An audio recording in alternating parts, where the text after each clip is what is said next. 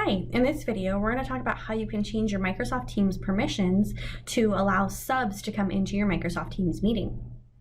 In part 1 and part 2, we went over how to set up the Microsoft Teams link so that your students can always access it, and we talked about how to present content to your students.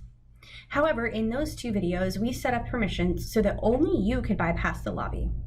However, if you have a sub, that might be a little bit difficult because your sub won't be able to bypass the lobby to let students in. So we have a couple ways that we can address this. What we're going to need to do is change the permission of our Microsoft Teams meeting link. And so to start that process, we're going to need to go to Schoology. And we're going to go ahead and go into the course that we need to make the adjustments for. You might need to do this for multiple courses.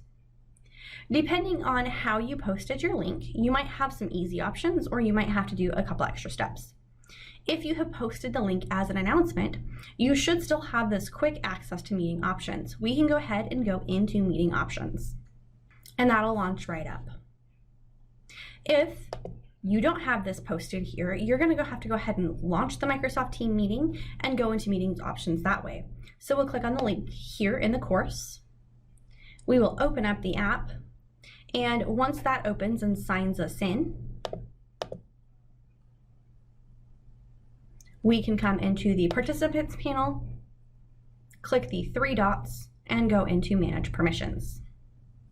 However we go about getting to this screen is fine. We just want to make sure that we come here to change our permissions for our sub. So the first permission we want to change is who can bypass the lobby. Right now it's set to only me, which means you are the only one who can get into the meeting. That means the sub won't be able to get in. That means your students can't get in, which means your sub won't be able to let your students in. So we're going to go ahead and click this drop down. And we're going to say people in my organization. That means that your sub and your students are going to be able to get into this meeting. So you might want to advise your sub to go ahead and join the meeting a few minutes beforehand to make sure that they're there to monitor the students. The other setting that you need to change is who can present. Again, the default is only you, but if you would like your sub to be able to share content with your students, you're going to go ahead and click the drop down and say people in my organization. Now, this does mean that students could share their screens as well, so you're going to have to encourage your subs to have good classroom management and make sure they're the only ones sharing content. Then we'll go ahead and click Save. And at this point, your class meeting link is now ready for a sub to use. If you need to send that link to your administrator, you can come back to Schoology now and go ahead and close this out. Close this out. And we're going to come back to Schoology, and we can just go ahead and copy this link here. So we'll highlight it. We'll click copy, and now we could paste this into an email to our administrators so that they have the team link for the day. So I'm going to go ahead and open up my email, create a new message, send this on to my administrator or whoever at my site would get the link for the sub.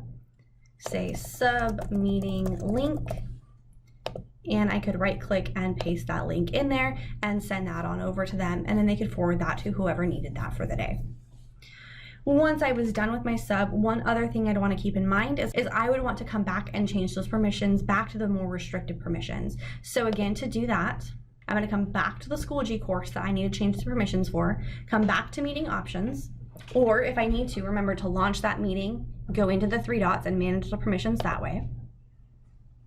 And I'm going to want to change both of these drop downs back to only me, so I don't have to worry about my students taking over my presentation or getting into the meeting when I'm not ready for them. We'll make sure to click Save. And now this link has the same settings I was using before, so that I'm the one who lets the students into the class and I'm the only one who can present. Thank you for watching this quick video on how to change your meeting settings so that subs can teach your students and how to change them back for when you're ready to come back to class. Thank you.